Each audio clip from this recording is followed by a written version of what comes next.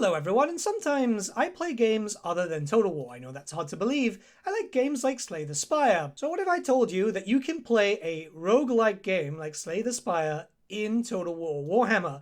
This brand new mod, RogueTotalWar Warhammer Spire, has just recently released and it is pretty damn cool. If you want a roguelike experience in Warhammer 1 while still being able to play your campaign, so yeah, you can actually have two game modes going on at the exact same time, well, this might be the mod for you. And it all starts out by starting a brand new fresh campaign. To the bottom right hand side, right next to the end turn sign, you have a Warhammer Spire run. And what that does is it kickstarts your brand new experience. You'll be greeted with a Warhammer Spire information page, which will tell you that the following mod is a roguelike structure with progress driven entirely through events. Do not manually add units or heroes to the armies generated by this mod, as that can actually lead to some bugs. After each battle, all units are fully restored. No battle losses carry over. The journey ends only after 3 consecutive defeats. For pacing, concluding around turn 35 is recommended. Enemy rank gives a rough measure of your current stage.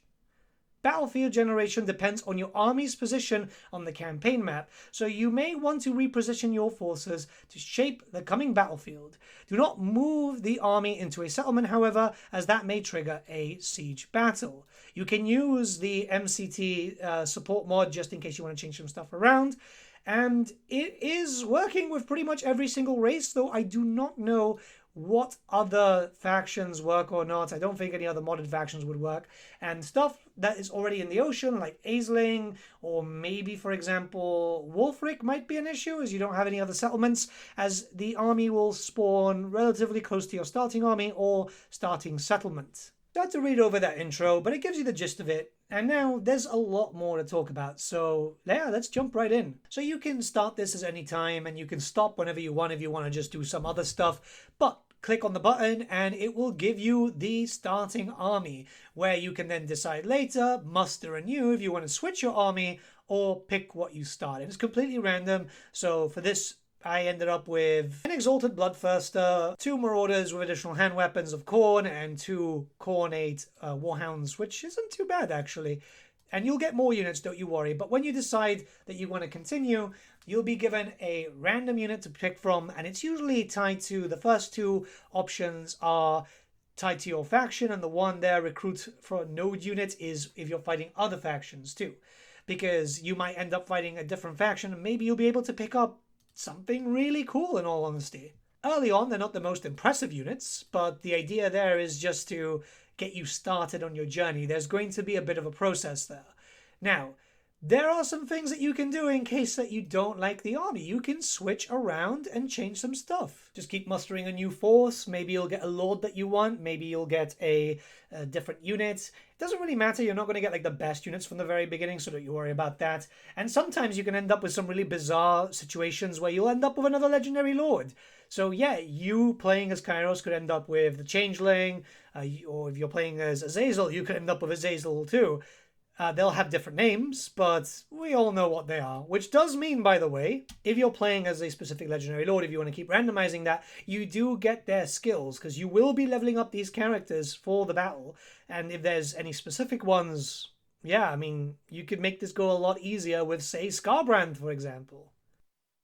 Anyways, this army can freely move, and what you want to do is, if you're starting next to a settlement, move them a little bit, unless you're going to end up with some sort of siege battle. You don't want that.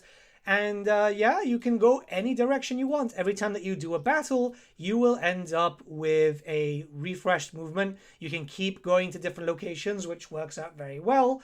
The battles themselves will vary, and some of them can be quite tough, some of them can be quite easy. You will notice that yes, you can auto-resolve, and you can't auto-resolve everything, so don't think that it's going to be very easy.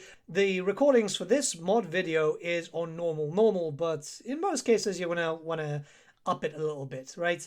So it works out pretty well, because that means that you can get into some pretty interesting battles. Again, the army doesn't fully die. You do get a few chances before things go completely tits up. And the reason why you'll want to keep your campaign going after this is because you do get the benefit of this. Any treasury that you pick up, or any special items, like for example here I'm playing Skarbrand, so I'll be picking up skulls. that transfers to my actual pool. I'll be able to pick up a lot of stuff there alongside, this is the best thing, items. Now, items here will vary depending on the level that you are playing. So you're going to be able to get some really, really cool items. At the beginning, they're not so great. But soon enough, you'll get some greens, some blues, and even some purples. Yeah, you can have a chance of picking up Sinesh's Blade and all loads of really powerful items. Which, by the way, these items you can then use on your other armies. You don't have to use it on your basic army that you're using for this event.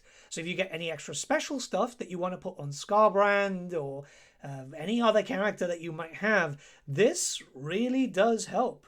It's really, really fun, and it's a cool system to keep you invested and to give you a reason to play whilst doing a normal campaign. It is very important to keep moving your army, by the way, because if not, you're just going to end up with the same map over and over again, which some people might not mind, especially since you will fight varied enemies, but I think the map has a lot to do with how your game is generally going to go. Because if not, you're just going to end up with the same kind of boring aspect. Remember back in Warhammer 1 where pretty much most of the fights were with the Statue of Sigmar map for some reason?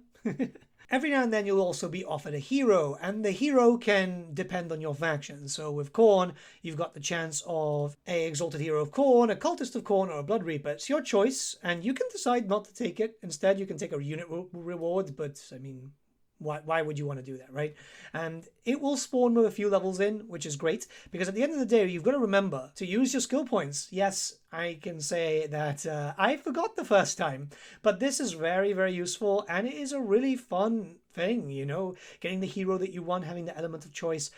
The army slowly gets tailored to how you want it to go, and you will get better units as time progresses. Now, to make sure that you're not fighting the same thing over and over, when you beat a faction, you start going into the next stage, you can decide what your target faction will be. So you can remain at the same one. For example, I just beaten Khorne, I can fight Khorne again, or I can choose to fight a Bretonnia faction or an Empire faction. Now, this is great because it's pretty random from what I've been able to see, and it does mean that every time that you play this, you're going to have just different experiences. Overall, that helps dramatically when it comes to making sure that this is going to be a mod that you can use over and over again. So I want to take the time now and talk to you about my experience with the mod, because I've been able to play for a few hours, and I must say, it's really cool. I know that's probably not the best way of saying something like that, but it's really weird to see what is essentially, you know, one of the biggest grand strategy games of all time turned into a roguelike Spire game. It's really cool when we see that type of stuff, because keep in mind that we had that already in Warhammer 2, right? Essentially, it became like an RPG, very similar to that of, you know, Shadow of the Horned Rat and the rest. That wasn't carried over, unfortunately. A bunch of those modders had left after all the issues that Warhammer 3 had. So another modder coming in and just completely changing that around and doing something completely different. It shows how moddable a Total War game really is. We've seen a lot of conversions, you know, Lord of the Rings, Game of Thrones, and the rest, but seeing completely new game modes come out of it is absolutely awe-inspiring. And I think it's really cool. I've been playing around and just really enjoying playing Total War, but in such a different way, because it's a roguelike, but with Total War battles. And funny fact, we've just seen something like that come out officially. A different studio created something pretty much on this vein, but obviously with its own like stylized campaign. It's really funny to see things go kind of full circle.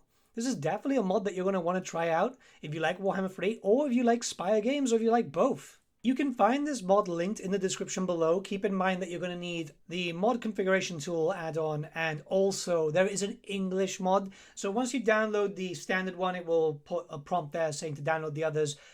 All those free, that's it. I haven't tried this with other mods, probably best not to. So you're going to have a relatively vanilla style experience, barring, of course, the second, well, full-on game mode. But yeah, give it a try. Let me know what you think in the comments below. Let's start a bit of a discussion. It's really nice to see like really strange big style mods like this pop up in the workshop again. And yeah, have a great day, guys. I'll see you all again very, very soon. Bye.